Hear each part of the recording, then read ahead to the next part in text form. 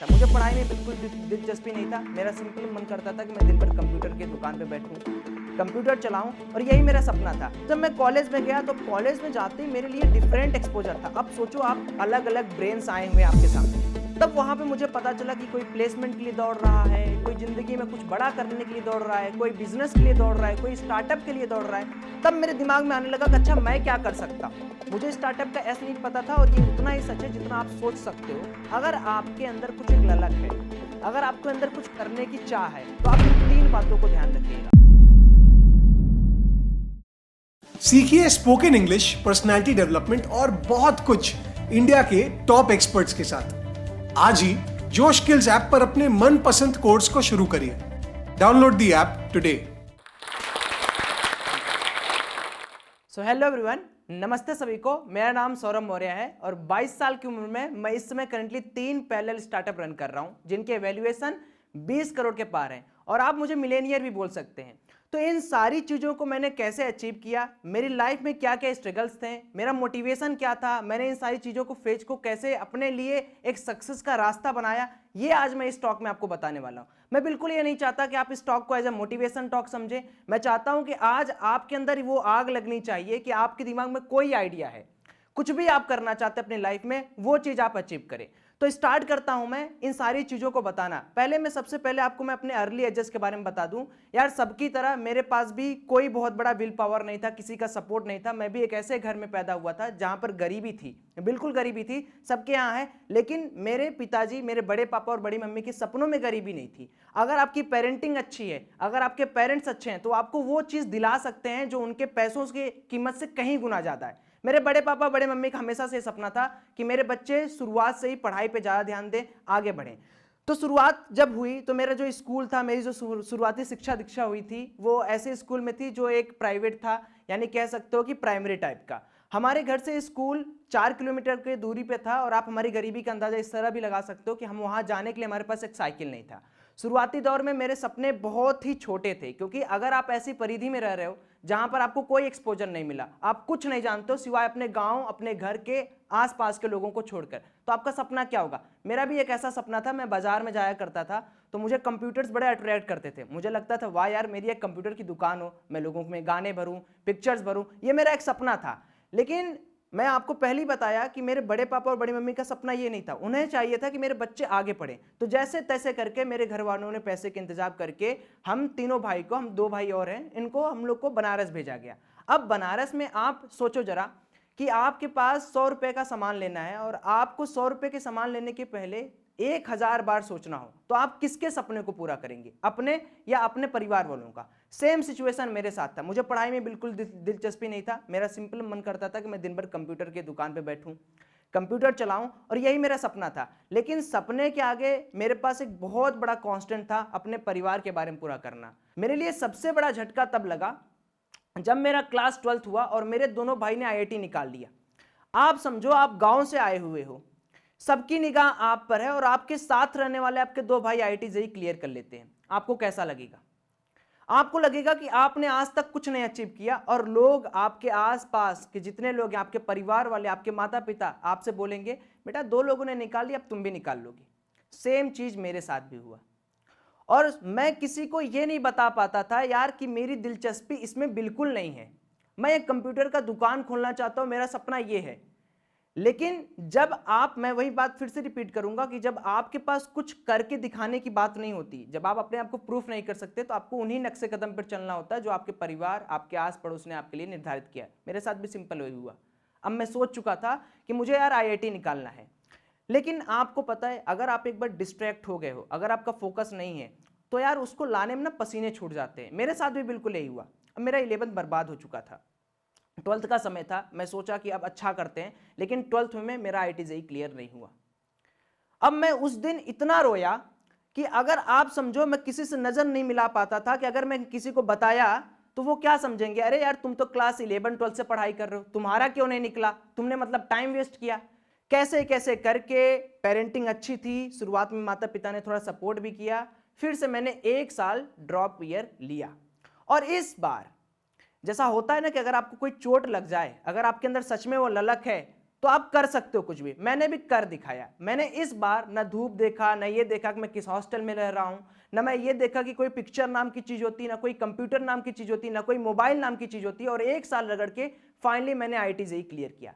अब मेरे लिए वो पड़ाव आ चुका था, मैं अपने परिवार के सपनों को पूरा कर चुका था। लेकिन फिर भी मेरे दिमाग में ये था कि इस एजुकेशन फील्ड को, अच्छा मैं पढ़ता तो जरूर था, मेरे परिवार वाले हॉस्टल का पैसा दे दिया करते थे, लेकिन जो फाइनेंशियल था उसको मैं मैनेज करने के लिए कोचिंग पढ़ाया करता था। शुरुआत में 6 to 8 पढ़ाया, फिर आगे पढ़ाया। अब मेरा ये पैशन बन गया था कि यार मुझे पढ़ाना है। जब मैं कॉलेज में गया तो कॉलेज में जाते ही मेरे लिए डिफरेंट एक्सपोजर था। अब सोचो, आप अलग अलग ब्रेन्स आए हुए हैं आपके सामने, अलग अलग से आपके कॉलेज में एक्टिविटी चल रही है। तब वहां पे मुझे पता चला कि कोई प्लेसमेंट के लिए दौड़ रहा है, कोई जिंदगी में कुछ बड़ा करने के लिए दौड़ रहा है, कोई बिजनेस के लिए दौड़ रहा है, कोई स्टार्टअप के लिए दौड़ रहा है। तब मेरे दिमाग में आने लगा कि अच्छा मैं क्या कर सकता हूं, मैं क्या कर सकता हूं अपनी लाइफ में, ताकि मुझे भी एक जो मैं अपने आइडेंटिटी बनाना चाहता हूं, या जो मेरे अंदर था शुरुआत से कुछ अपने लिए करना चाहता हूं, वो कैसे कर सकता हूं। मैं सोचा अच्छा चलो टीचिंग को ही करते हैं आगे। टीचिंग में पढ़ा रहा हूं, पढ़ाने में देखते हैं क्या कुछ नया हो सकता है। मैं हर कोचिंग भटका, बनारस के हर एक कोचिंग में भटका कि सर मुझे जॉब दे दो, मुझे 1 घंटा पढ़ाने का मौका दे दो। लेकिन सारे बड़े बड़े कोचिंग्स थे, उन्होंने कहा कि अभी तुम एक्सपीरियंस नहीं हो, बाद में आना। मैं चाहता उसी दिन रुक जाता, क्योंकि मेरे पास एक टैग था कि मैं IITian हूं, और IITian का एक मतलब है कि अगर आप पढ़ा लिए भाई, 4 साल पढ़ लिए, तो आपको एक डिसेंट पैकेज 1.5 लाख 2 लाख का मिल जाएगा। लेकिन मैं सोचा करूंगा तो मैं अपना ही करूंगा, और मैंने मम्मी से मना के, कैसे भी मेरी मम्मी झूठ बोल के पापा से मुझे एक 5,000 रुपए दे दी, और मैं अपने एक दोस्त से सेकंड हैंड मोबाइल ले लिया। वहीं से मेरा सफर शुरू हुआ कैरियर का। अब मेरे पास मोबाइल आ चुका था, तो मैंने एक यूट्यूब चैनल स्टार्ट किया, क्योंकि हर जगह से मुझे रिजेक्शन मिल चुका था कि भाई अभी आप अनएक्सपीरियंस फैकल्टी हो, अभी आप ऑफलाइन में नहीं पढ़ा सकते। यूट्यूब की जर्नी से मैंने स्टार्ट किया, यूट्यूब चैनल खोला। पहले शुरुआत में मेरे पास कोई बोर्ड वगैरह कुछ नहीं था, तो मैं कॉपी को नीचे रख देता था और एक हाथ से मोबाइल पकड़ लेता था और एक हाथ से उस पर लिखता था। फिर मैंने इसको धीरे से इंप्रूव किया, धीरे धीरे करके हमने 1200 रुपये जुटाए और एक बोर्ड लिया। अब इस बोर्ड पे मैं अपने जर्नी को शेयर करने लगा, टिप्स बताने लगा, कुछ कुछ लेक्चर्स लेने लगा, चाहे गर्मी हो चाहे ठंडी हो, किसी भी हालात में मैंने कंसिस्टेंसी नहीं ब्रेक की। फिर मुझे एक दिन ऐसे ही ख्याल आया कि मैं अपने जर्नी के बारे में बताऊं। मैंने अपना जर्नी यूट्यूब चैनल पे डाल दिया। अब बच्चों ने कमेंट करना स्टार्ट कर दिया। उसमें मैंने एक बात बोली थी कि मैं कैसे IIT JEE में, मुझे मेंटर कौन किया है, मतलब मुझे सिखाया कौन है, मुझे गाइडेंस कौन दिया। वहां पे एक दिन मुझे कमेंट मिला कि भैया हमारे पास भी IITian भैया नहीं है, क्या आप हमारी मेंटरशिप कर सकते हो, क्या आप हमारे मेंटर बन सकते हो। बस उसी बेसिक नीड को मैंने फुलफिलमेंट किया पहले स्टार्टअप से। मेरा जो सबसे पहला स्टार्टअप था उसका नींव यहीं से था कि हमें बच्चों को मेंटरिंग करनी है। किन बच्चों को? 11, 12 IIT JEE करने वालों को हमने गाइडेंस देना स्टार्ट किया। तो मैंने क्या किया कि अपने ग्रुप के जितने भी दोस्त हैं उनको ज्वाइन कर लिया, एज अ हायर कर लिया कि भाई तुम ये ले लेना, तुम इतना इंसेंटिव ले लेना अगर बच्चे पैक लेते हैं तब। तो 99 रुपीज़ का मैंने एक पैक लॉन्च किया इनिशियली। अब बच्चे आने लगे, हमने व्हाट्सएप ग्रुप पे उनका मेंटरिंग स्टार्ट कर दिया। अब हमें एक चीज़ और पता चलने लगी कि बच्चे हमारे से गाइडेंस तो ले रहे हैं, उन्हें कोर्स की भी तलाश है, उन्हें कोर्स की भी जरूरत है। फिर हमने अपना एक्सपेंशन यहां से स्टार्ट किया। हम शुरुआत में भी लैक ऑफ रिसोर्सेज थे, हमारे पास कोई पैसा नहीं था, कोई फंडिंग नहीं थी। फिर हमने क्या किया, बच्चों को हमने 2000, 1000 रुपए में ऐसे करके IIT JEE के ईयर लॉन्ग कोर्सेज देने लगे, क्रैश कोर्सेज देने लगे, जो लास्ट के एग्जाम में काम आए। फिर बच्चों ने इसे लिया तो हम क्या करते थे, अनलिस्टेड कर देते थे उसे, अनलिस्टेड लाइव स्ट्रीम क्रिएट कर दिया। अब बच्चे यूट्यूब पे उसे देखते थे। तब यहाँ पे हमारा पहला कंपनी फॉर्म हुआ SSD EdTech प्राइवेट लिमिटेड।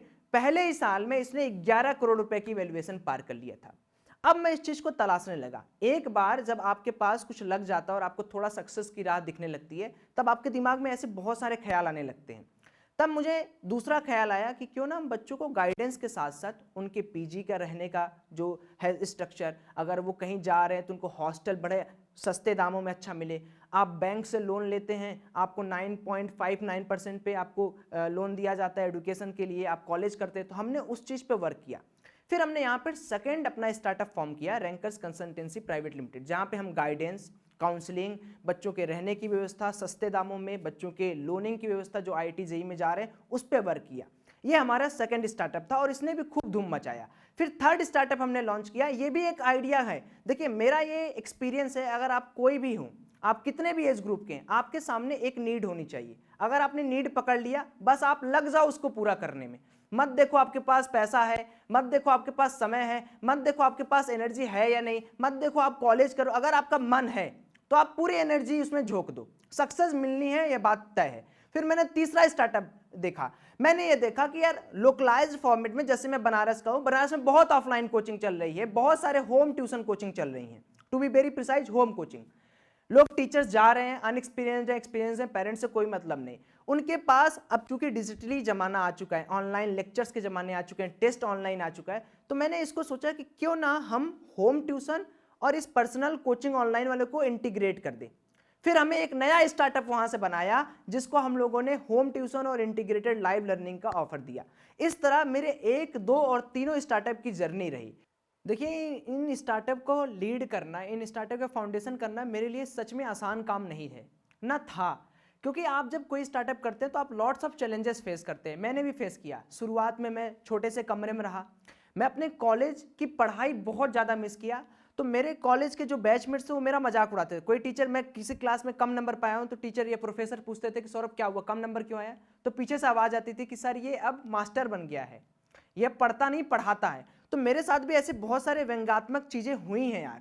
तो मेरे लिए स्टार्टअप को लीड करना या फॉर्म करना किसी स्ट्रगल से कम नहीं था, एक मेरे लिए चुनौती था। लेकिन मैं इस चुनौती, इस स्ट्रगल को एज अ अपॉर्चुनिटी लिया। मैंने इसको एज ए जर्नी लिया कि मुझे करना है तो बस करना है, चाहे जो भी मुझे डिस्ट्रैक्शंस आ जाए, चाहे जितने भी मुझे मॉनेटरी बेनिफिट हो या ना हो।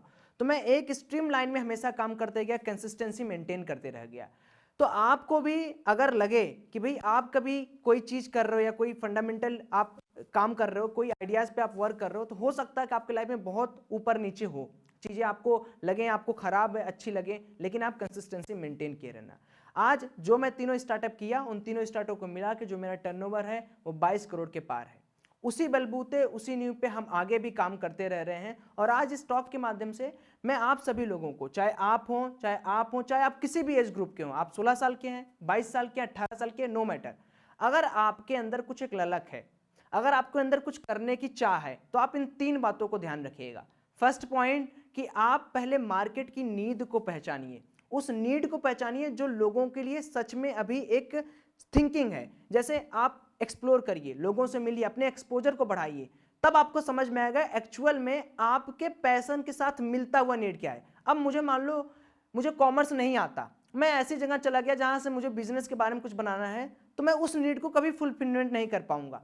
तो पहले ये कोशिश करो कि आपका पैशन उसके साथ अटैचमेंट में रहे। मैंने एडटेक स्टार्टअप किया, मैं कोई एग्रीकल्चर सेक्टर, आईटी सेक्टर में क्यों नहीं गया? क्योंकि मेरा पैशन वहां नहीं था। तो पैशन के साथ साथ नीड तलाशिए। सेकेंड थिंग है कि लर्निंग कभी मत छोड़िए। मुझे स्टार्टअप का एस नहीं पता था, और ये उतना ही सच है जितना आप सोच सकते हो, लेकिन मैंने गूगल का सहारा लिया, यूट्यूब पर सहारा लिया, बहुत सारे टॉक्स देखे, जो स्टॉक में बहुत सारे आपको मिल जाएंगे कंटेंट क्रिएटर जो बहुत ही अच्छी तरीके से आपको चीज़ें समझाए हैं, बताए हैं, मैंने सब कुछ देखा। तब जाके मैंने धीरे धीरे करके 3 स्टार्टअप की लीड फॉर्मेशन की। और तीसरा पॉइंट है कि टेक एक्शन। आप में से कितने लोग आज होंगे जो सपने देख रहे होंगे, जो मेरे इस टॉक को भी सुन रहे होंगे, लेकिन वो टॉक को 1 घंटे 2 घंटे बाद भूल जाएंगे, वो एग्जीक्यूट नहीं करेंगे। आज के 3, 4 साल, 5 साल पहले आज के लोग रिग्रेट करते हैं। जो आज के लोग हैं वो कहते हैं यार काश उस समय मैं इंटरनेट के बूम के साथ कुछ नया कर जाता तो आज मैं हिट रहता। आप भी आने वाले 3 साल या 4 साल में रिग्रेट करने वाले हो या सक्सेस की नाव पर चढ़ने वाले हो, ये डिसाइड करता है आज आपका एक्शन प्लान। आज आपने इस टॉक के माध्यम से क्या एग्जीक्यूट किया। पता है, एक बहुत ही लास्ट में मैं एक चीज रिपीट करना चाहूंगा, मैजिक जिसको हम लोग तलाशते हैं ना, वो बाहर नहीं होता, वो हमारे अंदर होता है। उस मैजिक को पहचानो और कुछ कर दिखाओ ऐसा यार कि आपके जैसे तमाम लोग करने की उसको कोशिश करें, एक अपनी अलग पहचान बनाओ। अगर आज आप इस जोश टॉक के माध्यम से कुछ भी नया सीखे हैं तो उन्हें सिर्फ एज अ मोटिवेटिंग फैक्टर या इन्फ्लुएंसिंग फैक्टर मत रहने दो, एग्जीक्यूट करो, जो सोचे हो बस काम पे लग जाओ। कमेंट करके जरूर मुझे बताइएगा कि मैंने क्या आज आपको इस टॉक के माध्यम से आपकी लाइफ में कुछ वैल्यू पॉइंट ऐड कर पाए या नहीं। Thank you so much. तो यार जैसे मैंने अपने स्किल्स पर हमेशा काम किया और आज उसी के मुकाम पे मैं यहाँ जोश मंच पे हूँ, आपको मोटिवेट कर रहा हूँ, आपको कुछ बता रहा हूँ। आपको भी अपने स्किल्स को बढ़ाने की ज़रूरत है।